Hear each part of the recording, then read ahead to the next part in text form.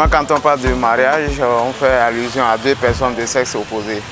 Donc, le mariage, c'est un accord de volonté entre une personne de sexe féminin et une personne de sexe masculin. Donc, du coup, il faudrait que les deux personnes s'acceptent avant de procéder à l'étape du mariage. Le mariage, pour moi, c'est quelque chose qui se passe entre deux personnes qui s'aiment.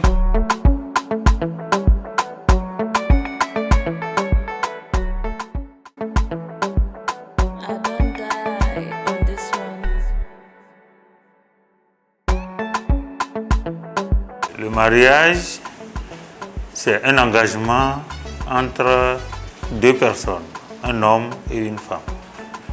Et cet engagement demande beaucoup de conseils pour les futurs époux. Et donc, au cours de la célébration, nous leur donnons ces conseils nécessaires pour la vie à deux, pour que cette union célébrée puisse durer l'éternité.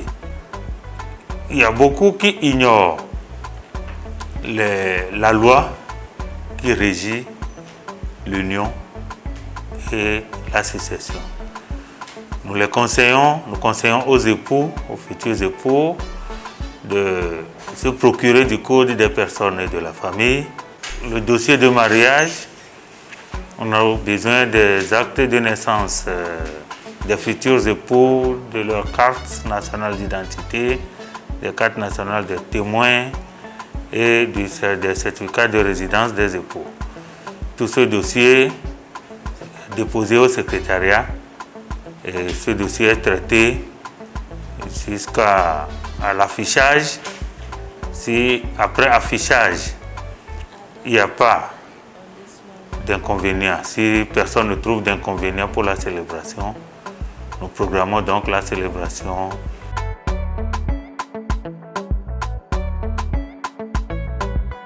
Ton lecture de l'acte de mariage. Si la femme prétend te marier, il n'y a pas de grandes choses là-bas.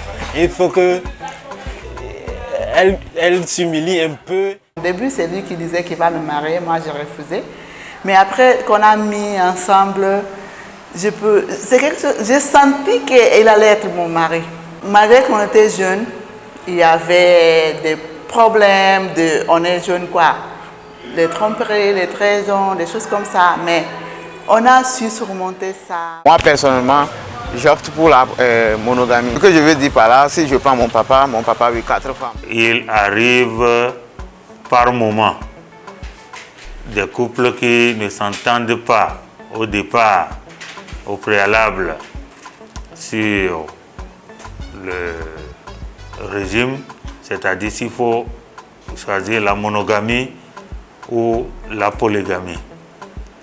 Mais quand nous constatons cette divergence de point de vue sur la question, nous essayons de leur rencontrer, nous essayons en aparté bien entendu, jusqu'à ce qu'il y ait harmonisation avant de continuer la célébration. Donc c'est une difficulté, bon, ce n'est pas une difficulté quand même à notre niveau, mais il faut dire que dans tous les cas, nous arrivons à faire la conciliation et au finish, il y a quand même une convergence de point de vue qui nous permet quand même d'évoluer ou bien de célébrer en toute sérénité.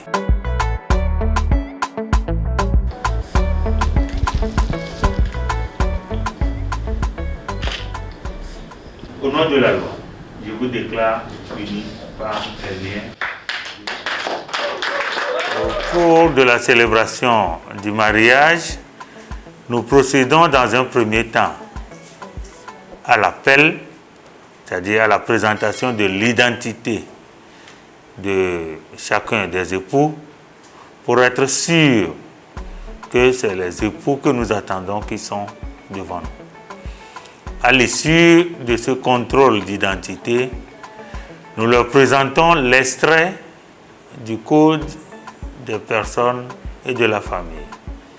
Et à l'issue de cette présentation du code, de l'extrait du code des personnes et de la famille, nous demandons leur consentement, nous demandons leur accord, puisque je suppose qu'ils n'étaient pas au préalable informés de tout ce qui est comme article dans ce code.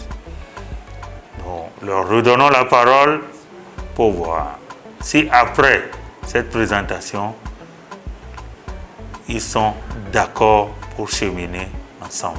Et la plupart des temps, ils renouvellent leur accord et c'est ça qui nous permet de rentrer dans la célébration proprement dite. Et dans cette célébration proprement dite, ils expriment d'abord leur choix. S'ils optent pour la monogamie ou pour la polygamie, à l'issue de ce choix, ils déclarent leur acceptation l'un pour l'autre et après cette acceptation, il y a échange d'alliance, l'alliance qui est le symbole de cette union que nous sommes en train de célébrer, de cette acceptation qu'ils ont proclamée. À l'issue de cet échange, bien entendu, le mariage est proclamé par l'autorité officiante. Et donc, après cette proclamation, vient alors la signature de l'acte de mariage.